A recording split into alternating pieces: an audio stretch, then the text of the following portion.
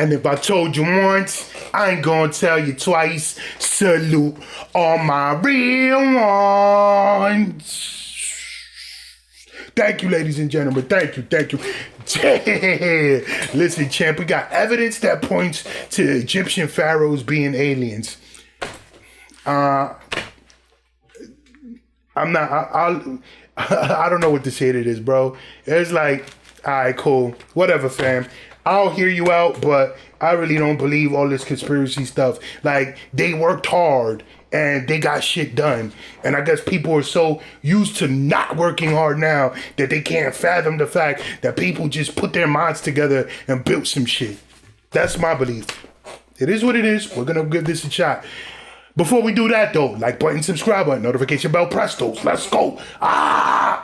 Much has been said I don't have high blood pressure about great monuments around the world that are so magnificent in their structures that it boggles the mind how the ancients built them. According to some left-field theorists, people didn't build them at all, but aliens descended from the skies in what some have called giant eggs or boats, and it was those beings that actually built the structures. Well, if not built them, then directed the construction. That's how a pyramid could be made sitting at true north, say the theorists. They go one step further too, telling us that the pharaohs were actually alien-human hybrids. Sounds pretty far-fetched, but what's leading some to make these claims? Is there any evidence at all? Let's take a look at why some people believe this. As you may have seen in our other shows on the pyramids, to some Egyptologists, the question of how the pyramids were built still remains shrouded in mystery. We're not only talking about the hard labor of moving millions of stones, dragging them across the land, and then up the foundation, but the absolute precision in regards to just how they lie. The fact that the pyramids of Giza sit true north should be astounding to just about anyone, not just conspiracy theorists, while others who have studied the structure insist that this great monument was precisely built to reflect the dimensions of our planet. There are critics of this theory, and they state that if you shuffle the numbers enough, you can get the results you want to fit your theory. Nonetheless, with the pyramids being so incredibly majestic, it's certainly understandable that some people think that humans had a helping hand from something not of this world. Slightly more down to earth, but still outside of the mainstream theorists have their own hypothesis, saying it wasn't aliens that did the work, but prior to the ancient Egyptians, another... I don't know, bro. Like, that's just like so disrespectful. That's like saying, well, 100 years ago, the Wright brothers had aliens come through and help them learn how to build the plane.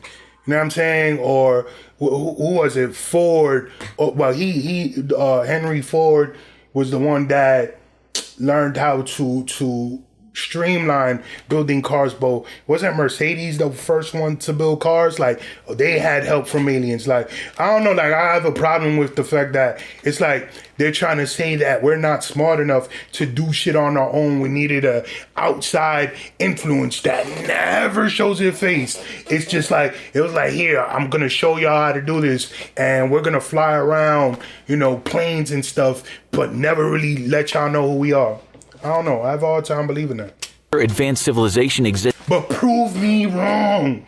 Prove me wrong. That's why I'm here. Prove me wrong. On Earth that had passed on their knowledge to them. Before we turn to the alien hybrid pharaohs, let's look at some other reasons why a certain segment of the public believes aliens came down to Earth, left, and then were worshipped as gods by ancient civilizations. For starters, we have the Moai of Easter Island and the giant stone heads that certainly couldn't have been easy to erect. There's plenty of evidence that it was possible for the Moai to build these statues, but there are still those that state that they were built in the shape of the aliens who lent a hand in their construction. Then there's the ancient Bolivian temple Pumapunku, which was built with stones weighing over 100 tons. Even today, scientists are in disagreement as to how humans moved them. The stones in the temple fit together like an interlocking puzzle, and this would have meant those builders had to have possessed a profound understanding of geometry and masonry. Not only that, the incredible intricate decorations in the stones are so outstanding, experts don't really know how they managed to make them with such basic tools. Tests on mummies have shown that people in the area regularly consumed hallucinogenic plants, and to some theorists, this was their way of connecting to another world, which might help explain their brilliant inspiration.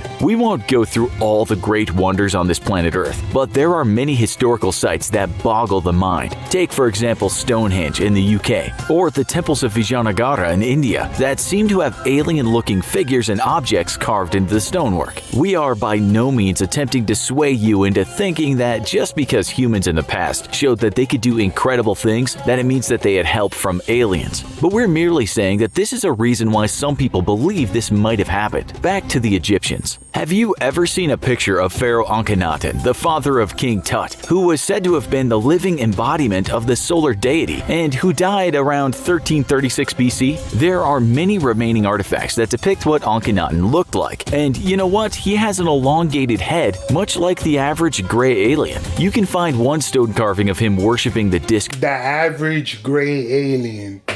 All right, bro. When have you seen an average gray alien? Where is it? What is an average gray alien? You mean the ones that are made in science fiction? Like those average gray aliens? Like, what are you talking about?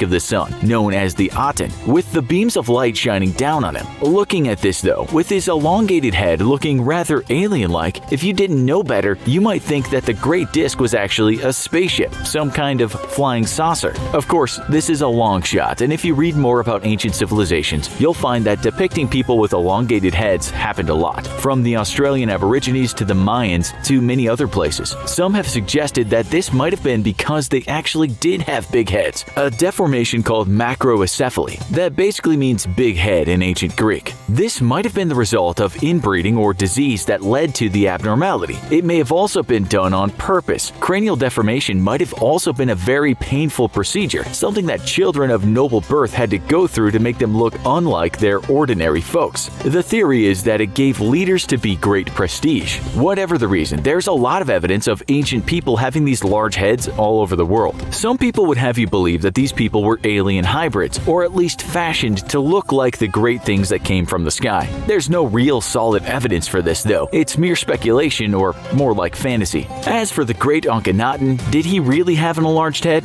Surely his mummy would tell us this, but we'll get around to that soon. Then there are the fantasies of the British tabloid press, who have at times not let the facts get in the way of telling a good tale, to put it politely. In 2016, some of the tabloids published an article about an ancient Egyptian coin that was unearthed. If you look at it, there's no doubt that one side portrays the elongated head of a gray alien. The problem with this is the fact that the only evidence of the coin being real was a line that told us the artifact was discovered by a group of people who worked on the renovation of a house in southern Egypt. We looked for more information at all on this mysterious group of renovators and couldn't find anything. We did though find coin experts talking about the alien head piece of cash, and they said this: a little research revealed that it's not even a real artifact, but a heavily retouched or photoshopped image of an actual Roman medallion in the famous collection of the Cabinet de Médailles in Paris. The hoax was uncovered by computer scientist Ralph Boulot. So much for trustworthy news sources. We found another dubious source telling us that DNA tests of Egyptian mummies revealed a gene called CXPAC5, which we're told is responsible for the building of the frontal cortex, the thinking part of the brain. 8 out of 9 mummies didn't contain this, but the mummy of Pharaoh Akhenaten did. The article then jumps to the conclusion that aliens must have planted this in the pharaoh. The blog post tells us that it's unusual to find CXPAC5 in the mummy of Akhenaten because he died at age 45, and it only appears in much older people. Akhenaten seemed to have an advanced brain.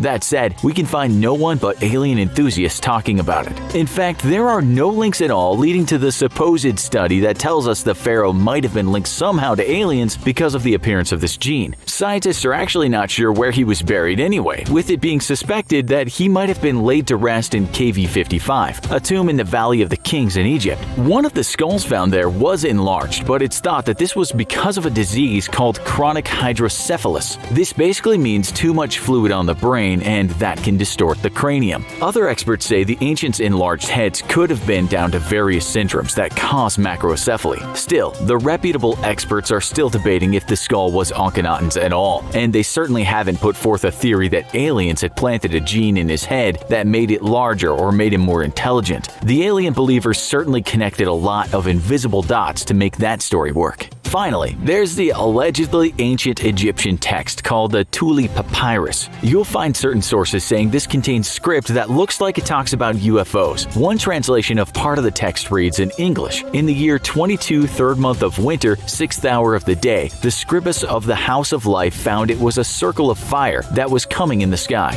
Another part reads, "They were more numerous than anything. They were shining in the sky more than the sun to the limits of the four supports of heaven. Powerful was the position of the fire circles." Wow, that certainly sounds like it might have been an account of an alien sighting. The only problem is the Thule Papyrus is not an authentic papyrus. It's a transcription of an alleged document of whose origin is dubious. See what I'm saying? Like, there's always a but it's a translation, or but it's a grainy video so you can't see it clearly, but I heard it from my sister's uncle's veterinarian's garbage man's dog's uncle. Like, come on, bro. At best, even some UFOologists call the entire thing a hoax, saying someone was handed an ancient document and told it was a transcription of the original, and then someone translated that, and that's about it. In something called the Condon Report, a report by a group funded by the US Air Force on the possibility of alien life coming to Earth, this Thule Papyrus was talked about. The researchers wrote that it was taken from secondary and tertiary sources without any attempts to verify original sources. They also said that all such accounts of UFO sightings handed down from ancient times have proved to be weak and unverifiable. Right. Until they can be verified, they're meaningless. Right. From what we could see, a lot of people don't bother with the verification process, but are quite sure when writing their blogs from their bedrooms that they are right. Their evidence is like the Thule Papyrus in digital form. Dubious evidence handed down and rewritten and copied and passed on. It makes for a good story, but until we have more evidence, that's all it is. A story. As you can see, a lot of people claiming that pharaohs were part alien or contacted by aliens are connecting a lot of dots that don't necessarily mean much, except in their own minds. They already have a picture they want to see, but science doesn't work by starting from a conclusion and finding evidence to back it up. It's the opposite. We look at the evidence we have and use that to come to conclusions. With that, we'll finish with a quote. In the words of astrophysicist Carl Sagan, in the long litany of ancient astronaut pop archaeology, the cases of apparent interest have perfectly reasonable alternative explanations, or have been misreported, or are simple prevarications, hoaxes, and distortions. Do you love strange? There we go. Thank you. I appreciate that they said that at the end. Yeah, man, all I'm saying is like, it's like what Neil deGrasse Tyson said, bro. If you feel like there's aliens, and there really are aliens, everybody on Earth got a smartphone now. You know what I'm saying? Or a lot of people got smartphones, and those smartphones got really good cameras. Why is an alien always in a grainy video? Never in a high def iPhone video. The only high def clip that I've ever seen was like, it wound up being a hoax where the guy zoomed in on Mars and it showed like Martians landing on the moon. Anyway, we got this discussion. If y'all have any videos that feel like point to one thing or another when it comes to this topic, leave that in the comment section. We can talk about it. But I'm gonna leave it there. My name is Rain. Catch you on the flip side. RCP salute. Wait for it.